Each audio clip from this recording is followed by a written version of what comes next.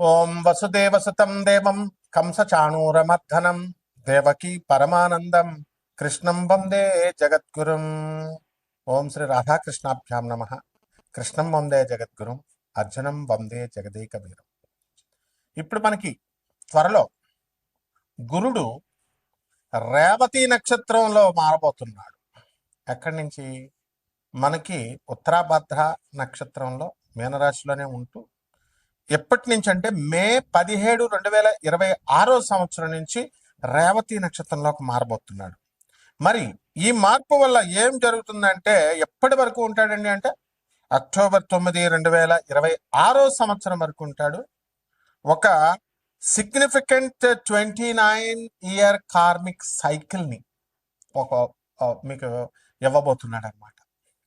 ఆ తర్వాత మనకి ఈ మార్పు వల్ల మనకి సాటర్న్, ఈ శని ఈ రేవతి నక్షత్రంలోకి మారడం వల్ల ఫైనాలిటీ వస్తుంది మీకు.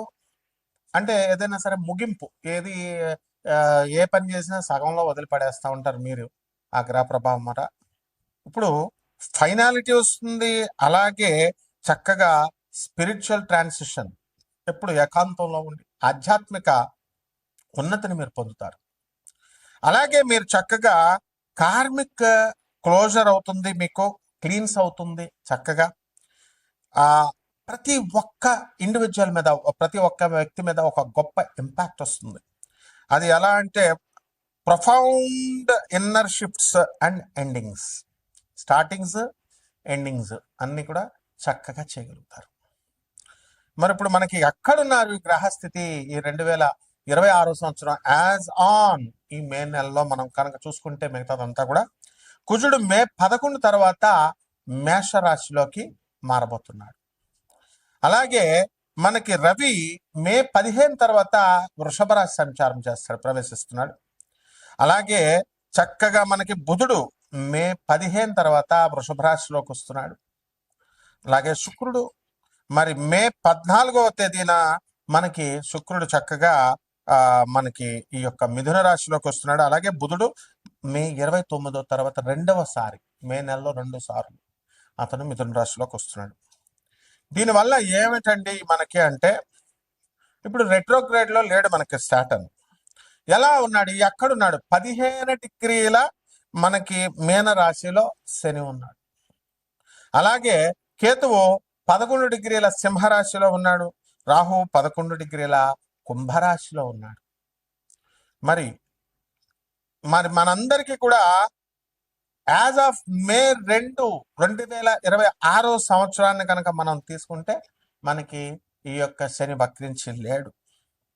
కాబట్టి ఈ ఎప్పుడండి ప్రారంభించాడు మీనరాశిలో కంటే 2023 సంవత్సరంలోకి ప్రవేశించి అర్లీ 2026 సంవత్సరం వరకు కూడా అతను అందులోనే ఉంటాడు మీనరాశిలో, డైరెక్ట్ మోషన్లో. ఇప్పుడు కరెంట్ మోషన్ ఏంటంటే ప్రస్తుతానికి డైరెక్ట్ ఫార్వర్డ్లో ఉన్నాడు.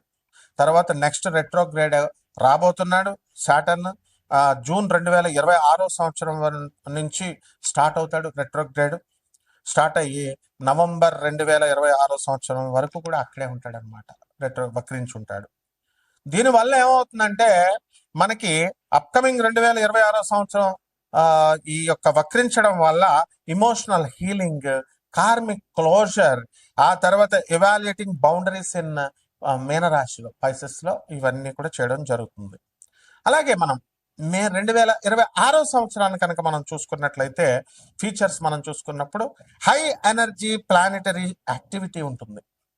అలాగే మార్స్ ఆరీస్లోకి ఎంటర్ అవుతున్నాడు మేషరాశిలోకి. శుక్రుడేమో చక్కగా జమినీలోకి, మిథున రాశిలోకి.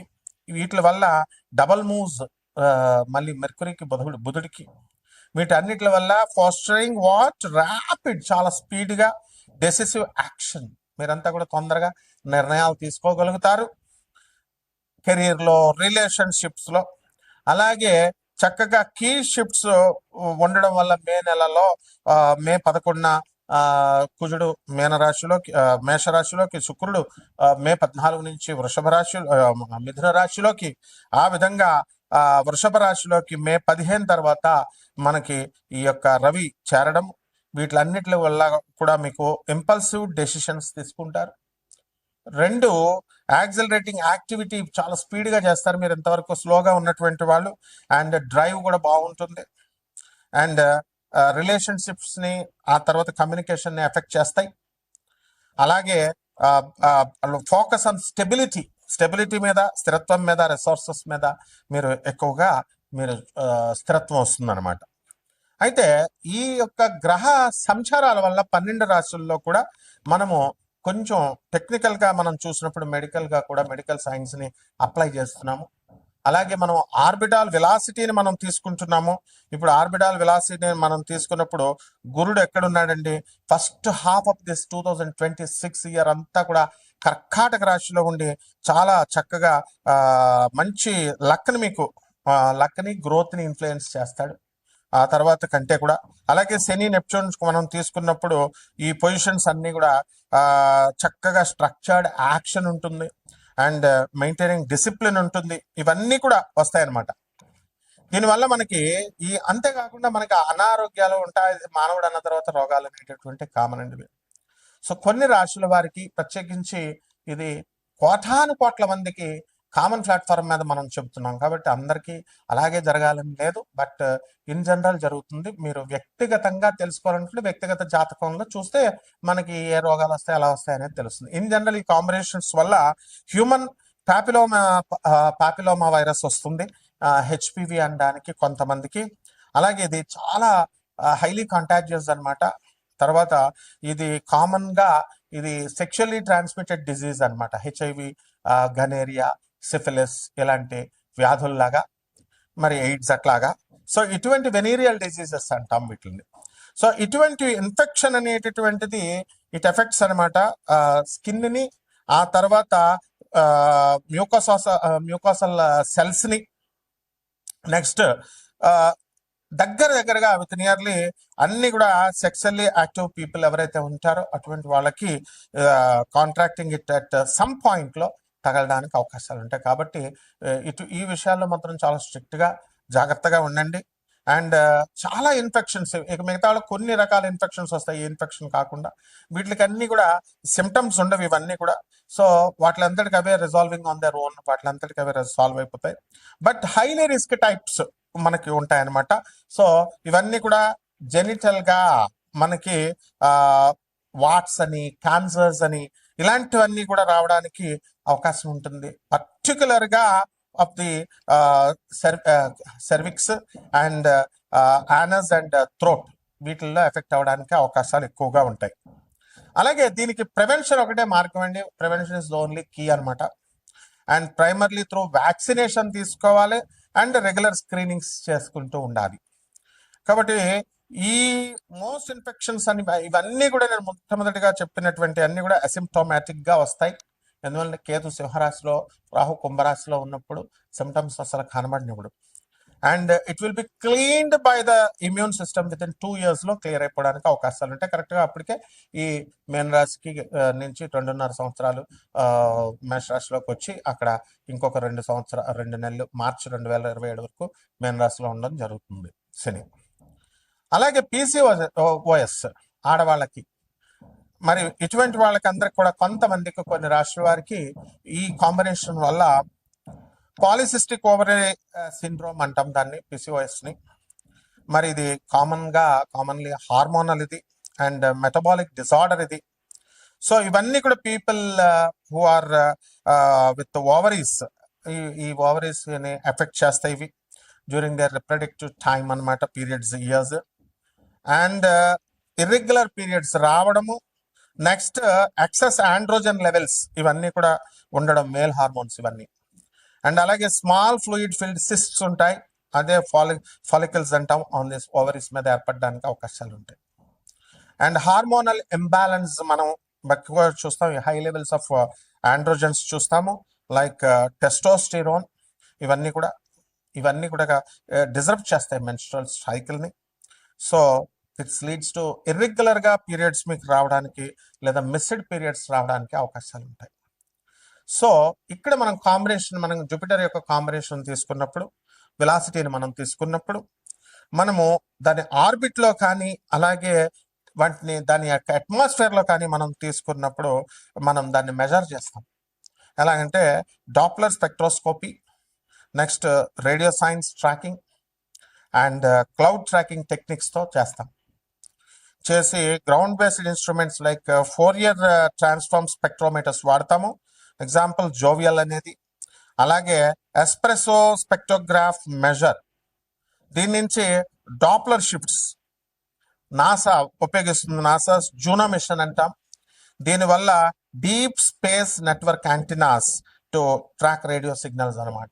సో దీని నుంచి మనం ఆర్బిటాల్ వెలాసిటీ మనం ఆఫ్ జూపిటర్ మనం తీసుకున్నప్పుడు as on this date 13.06 kilometres per second ఉంది. And determined by tracking its orbit and the sun, around the sun.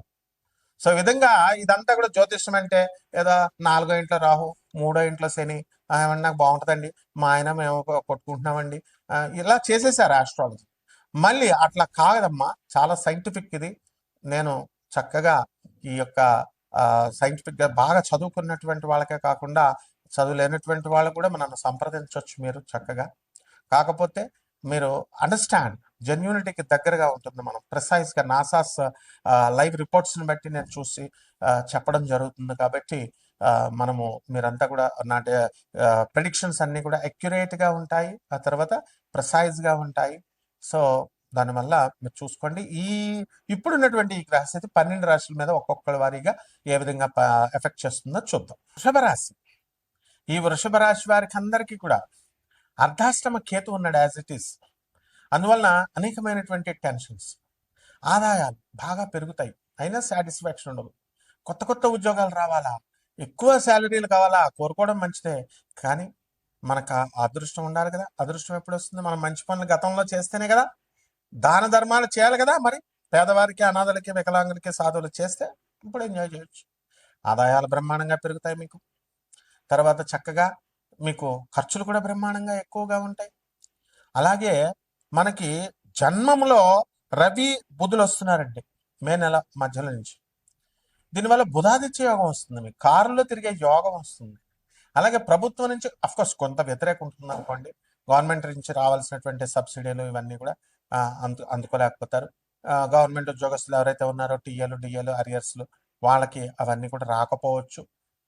కాబట్టి ఈ రోగాలు, ఈ యొక్క వైరస్లు కొన్ని ఎఫెక్ట్ అవ్వడానికి అవకాశాలు ఉన్నాయి వృషభ రాశి వారికి. కాబట్టి ఈ యొక్క అక్రమ సంబంధాలు ఇలాంటివన్నీ కూడా ఉంటే కనుక వెంటనే మానేసుకోండి చక్కగా. అలాగే చక్కగా వ్యయములో ఉన్నటువంటి స్వక్షేత్రగతుడైనటువంటి కుజగ్రహ ప్రభావం వలన మీకు యాక్సిడెంట్లు దగ్గరకు వచ్చి తప్పుతాయి. అలాగే సంపాదన కూడా మనకి భూముల నుంచి మంచి సంపాదన వస్తుంది. రియల్ ఎస్టేట్ ఉద్యోగస్తులందరికీ కూడా రేటు బాగా దగ్గరగా పెరుగుతుందన్నమాట. అలాగే చక్కగా ఈ యొక్క పోలీస్, మిలిటరీ ఇవన్నీ కూడా ఆ సెక్యూరిటీ ఉద్యోగాలు చేస్తున్నటువంటి వాళ్ళకి అందరికీ కూడా ఫైర్ ఎక్స్టింగ్విషర్ డిపార్ట్మెంట్స్లో ప్రమోషన్ రావడానికి అవకాశాలు ఉంటాయి. చూసుకోండి మీరు. చక్కగా సివి ఆనంద్ ఆయన డీజీపీ అయ్యారు. సో ప్రమోషన్స్, పోలీస్ డీజీపీ, మాకు కమిషనర్గా ఉన్నప్పటి నుంచి పరిచయం సార్. ఈ విధంగా అనూహ్యంగా వస్తాయి. కాబట్టి మనం చేయాల్సిన పని ఏంటంటే, మనకి సైబరాబాద్ పోలీస్ కమిషనర్గా ఉన్నప్పుడు ఆయన నీతి నిజాయితీ తీసుకొస్తుంది. సీనియారిటీ ఇవన్నీ కూడా దాటుకుంటూ ఆయన రేస్లో బోల్డ్ మంది ఉండొచ్చు, కానీ జాతకాలు ముందుకు తీసుకెళ్ళిపోతాయి. కాబట్టి వృషభ రాశి వాళ్ళందరూ కూడా విదేశాలకు వెళ్ళాలనుకునేటటువంటి వాళ్ళు విదేశాలు వెళ్ళిపోతారు.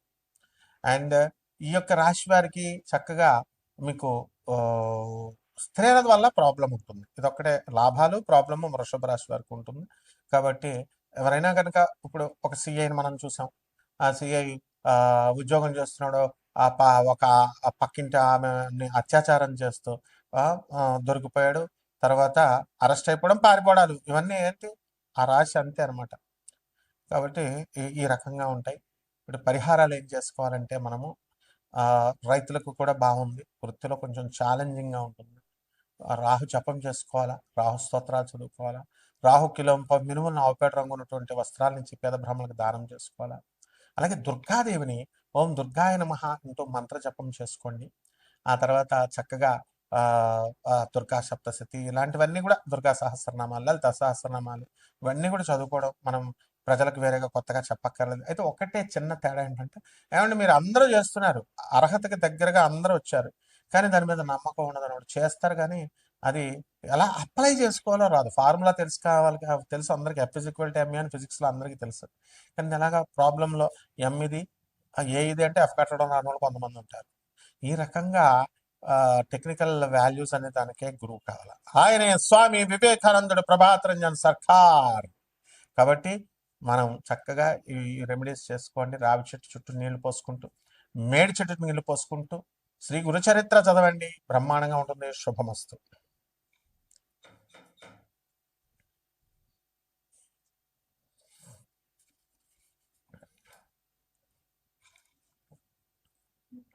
అసలు వీడియో చూడలేదురా నువ్వు? ఏ అసలు